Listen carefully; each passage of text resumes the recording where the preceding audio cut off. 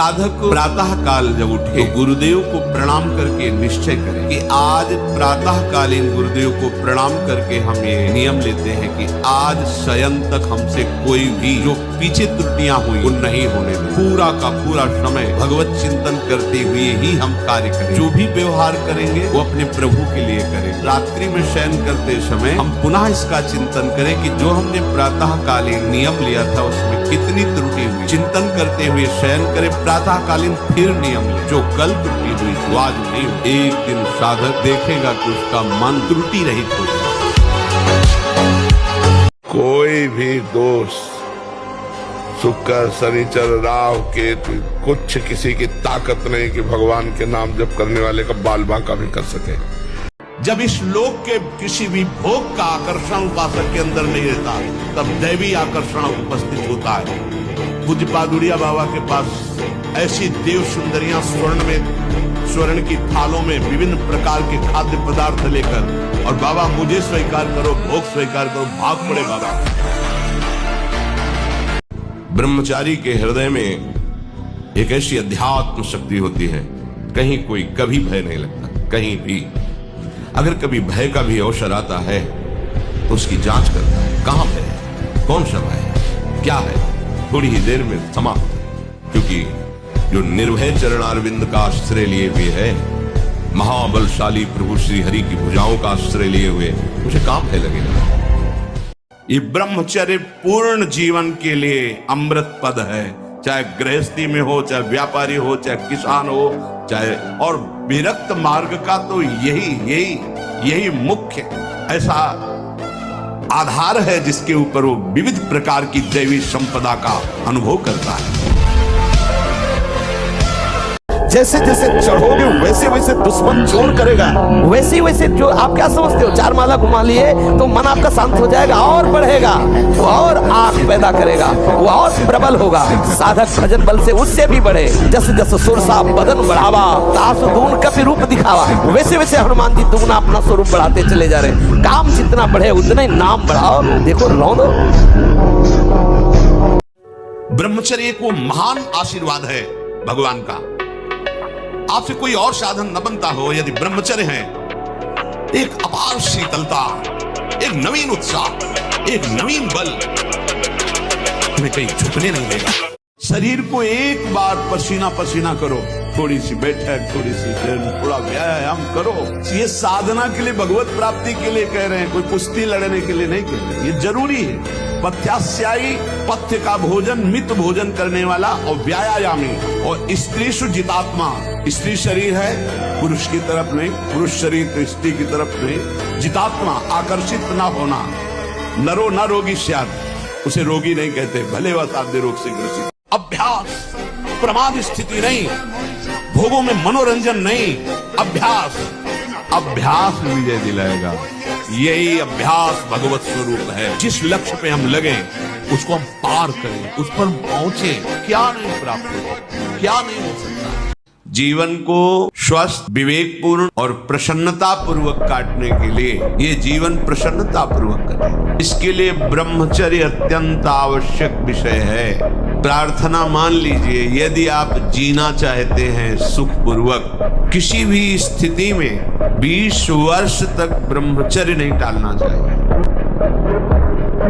प्रायः कुश्ती लड़ने वाले हनुमान जी को आदर्श मानते हैं।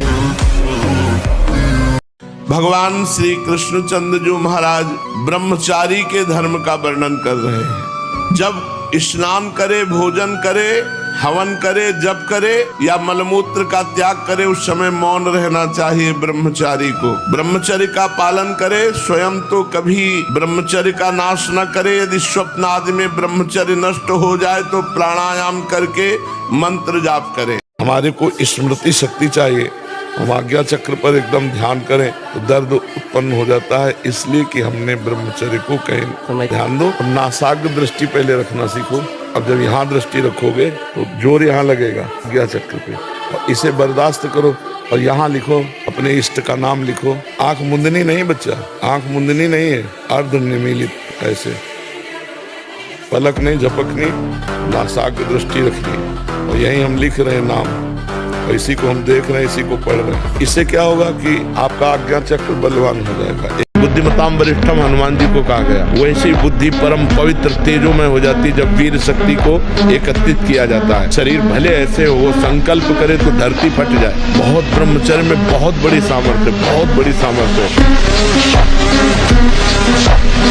मरना एक बार और वो निश्चित है, उसे कोई टाल नहीं सकता। फिर हम किसी की धमकियों से, प्रलोभन से अपने धर्म का त्याग नहीं करें। यदि साधक स्वप्न दोष से बचना चाहता है तो सर्वप्रथम उसको भगवान की शरण में होना है, क्योंकि प्रभु की शरणागति से हमारा जो अंतःकरण मलिन चिंतन से युक्त है उसका सुधार होगा। चिंतन बिना बदले हम इसे रोक नहीं सकते। भोजन शुद्ध है, आपका पेट भी साफ है, आप व्यायाम भी करते हैं और आपने कोई गलत चेष्टा भी नहीं की, लेकिन गाढ़ गलत चिंतन हो गया, उस समय आपका धातु चरण किसी न किसी उपाय से हो जाएगा। प्रभु की शरण में होकर सत्य शास्त्रों का स्वाध्याय करें, नाम जपने की चेष्टा करें, सात्विक भोजन पाएं और खूब शरीर को थकाएं। यदि आप प्रातः काल उठ करके 1 घंटा व्यायाम करें तो आप देखेंगे आपका धातु चरण है उसका अंतराय होता चला जाएगा। अब मान लो आपकी 25 वर्ष की अवस्था हुई और 10 वर्ष आप करते रहे हैं, अब आपको संभलना बहुत ही कठिन है, लेकिन फिर भी संभलने का उपाय है। आयुर्वेदिक किसी अच्छे वैद्य से धातु पुष्टता की औषधि ले और व्यायाम, भोजन सुधार, संग सुधार, चिंतन सुधार, शास्त्रों का स्वाध्याय और नाम जप, इसी से सुधार हो सकता है। और भजन बढ़ाइए। दुश्मन फसाव में फंस गया है, इसीलिए वो जलन पैदा कर रहा है, इसलिए घबराहट पैदा कर रहा है। तुम्हें हारने की जरूरत नहीं, और भजन बढ़ा दो और मार उसके ऊपर चलाओ, जिससे वो बिल्कुल निर्बल होकर के प्रभु के चरणों में लग जाए। मन मार्या तन बस लेकिन मन ही मार तन हार के वृंदावन में गाज। मन के बिना मारे मन के हारे हार है, मन के जीते जीत। इसको परास्त कर दो तो ये जीत जाएगा। बस निरंतर नाम जपने का अभ्यास करो। ये जो लोग सुबह 8 बजे तक 9 बजे तक सोते रहते हैं और सोचते रहते हैं कि हम ब्रह्मचर्य रह पाएंगे या स्वप्न दोष से निकल पाए, कभी नहीं हो सकता। भगवान सूर्य जब उदय होते हैं तो आपकी आत्मशक्ति नष्ट होने लगती है। यदि आप उठ करके उनका स्वागत न करें, अर्घ्य न दें, प्रणाम न करें, जगकर भगवान नाम जप न करें, 4 बजे से 6 बजे तक का समय पूरे 24 घंटे के लिए पावर वाला समय है। यदि उस समय आप सो रहे हैं तो वो हमारी बात भी न सुने, वो इस काबिल नहीं कि इसको धारण कर सके। जो सुबह 4 बजे से 6 बजे तक सोएगा वो ब्रह्मचारी रह ही नहीं सकता, पक्का। महादेव जी कहते हैं ब्रह्मचर्य अर्थात वीर्य धारण करना महान उत्कृष्ट तप है। इससे बढ़कर कोई तपश्चर्या तीनों लोकों में प्रसिद्ध नहीं है। जो ऊर्ध्वरेत्वा अखंड ब्रह्मचारी है वो पुरुष नहीं, वो साक्षात भगवत स्वरूप। अब 1 साल ब्रह्मचर्य रहकर देखिए, नमक रोटी खाइए आप, और आपसे अगर कोई हाथ मिला ले तो उनसे बात करना। 1 साल केवल आप ब्रह्मचर्य रहिए, व्यायाम संयम से रहिए, और आपसे कोई हाथ मिला ले तो बताओ, चाहे टेढ़ा को आप उठा के पटक देंगे, क्योंकि ब्रह्मचर्य का बल है। तमोगुण रजोगुण का विकार, काम क्रोध लोभ मोह मत्सर अभिमान, इन शत्रुओं को पराजित करने के लिए, आत्मानंद में स्वराज्य पर स्थित होने के लिए इंद्रियों का संयम ब्रह्मचर्य अत्यंत आवश्यक है। ब्रह्मचर्य का विमल प्रताप प्रकट होता है, वीरवान बलवान होता है, विद्वान होता है, तपस्वी होता है। ब्रह्मचर्य में अलौकिक अमानुषिक शक्ति जागृत हो जाती है। तुम्हारी इच्छा ही खत्म हो जाएगी हस्तमैथुन करने की। लगाओ जरा दंड बैठक लगाओ, 100 दंड मारो, 100 बैठक मारो, 5 किलोमीटर दौड़ो। अभी देखो कंट्रोल हो जाएगा, क्योंकि ये तभी कर पाओगे जब वो रुकेगा, और ये करोगे तभी वो रुकेगा अपने आप। शरीर की शक्ति एक सीमित शक्ति है, संकल्प शक्ति एक महान शक्ति है। जो ब्रह्मचर्य से युक्त होता है उसकी संकल्प शक्ति बढ़ती है। भले आप मांस खा के मोटी चर्बी और आप व्यायाम करके दिखा सकते हैं कि देखो मैं ब्रह्मचर्य क्षीण करता हूं लेकिन बलवान हूं, लेकिन आप आत्मशक्तिहीन है। वो आपका मोटा हो जाना बलवान नहीं है, आपके सुंदर सुंदर मांसपेशियां निकल आना वो बल नहीं है। आप शक्ति बलवान वो है जो आए हुए आंतरिक वेगों को सह जाए। आए हुए आंतरिक वेग को जो सह गया वही बलवान है। मेरे पागलो, तुम बुरा मत मानना, तुम्हें हमारी बात कड़वी जरूर लगेगी पर बहुत स्पष्ट है। बिस्तर पर ले जाने वाले तुम्हें बहुत मिलेंगे पर मंजिल पर ले जाने वाला कोई एक मिलेगा। स्वामी विवेकानंद के तेज को देखकर एक विदेशी महिला आकर्षित हो गई। अब वो विवेकानंद के पास आकर के कहती है मुझे तुम्हारे जैसा पुत्र चाहिए, ये साथ संसर्ग करो। विवेकानंद ने हाथ जोड़ते हुए कहा बुरा ना माने तो एक बात बोलो। हाँ हाँ बोलो बोलो। हमारे जैसा पुत्र हो ये जरूरी है। कहाँ तुम 18 वर्ष इंतजार करो, जरूरी नहीं वो हमारे जैसा हो। माँ एक काम करो, आज से तुम हमारी माँ हो, मैं तुम्हारा। ब्रह्मचर्य रक्षा के लिए पहला तो ये निश्चय करना होगा कि आपकी वीर में महत्व बुद्धि हो जाए। जिसे आप व्यर्थ समझ रहे हैं वो बहुत बड़ी जीवनी शक्ति है। चाहे जितना आप उसको निकालते रहिए, आपको सुख कभी नहीं मिलेगा, दुख बढ़ता चला जाएगा। अरे सुंदरता को ब्रह्मचारी नहीं कहते मेरे भाई, याद रखना इस बात को। आप यहाँ ही तो मार खा रहे हो। सुंदरता को ब्रह्मचारी नहीं कहते। सनी लियोन भी सुंदर है, जाओ चरण स्पर्श कर लो उसे। और भी देशद्रोही गद्दार जो गौमांस खाते हैं अभिनेता नेता, वो भी सुंदर है। उनकी पूजा करोगे क्या? ऐसे संत हैं बलात्कार करते बच्चियों के साथ, गंदे काम कर रहे, गंदी चीज का प्रचार कर रहे सनातन का, तो उनको काखा गा भी नहीं आता और गद्दियों पर बैठे और ब्रह्मचर्य का ज्ञान दे रहे। और रही पैसा की बात, पेशियाओं के पास बहुत है, उनके जाएगा, उनके चरण स्पर्श करो, लेकिन चरित्र नहीं मिलेगा। चरित्र बाजारों में नहीं बिकता, चरित्र तो मर्द लेकर पैदा होता है, चरित्र बनाना पड़ता है। और ब्रह्मचर्य का जरूर ध्यान दो। आज व्यभिचार परायण हमारी जनता हो रही है, जिधर देखो व्यभिचार का बोलबाला है। जो गृहस्थ में है तो उचित ब्रह्मचर्य, और विरक्त में है तो पूर्ण ब्रह्मचर्य। ब्रह्मचर्य के बिना, ब्रह्मचर्य जीवन की नींव है। गर्लफ्रेंड, बॉयफ्रेंड, अस्तमैथुन, ये वो सब नष्ट किए दे रहे अपने आप को। ये क्या है? मनुष्य जीवन का उपहास कर रहे हो। बड़े भाग मानुष तन पावा।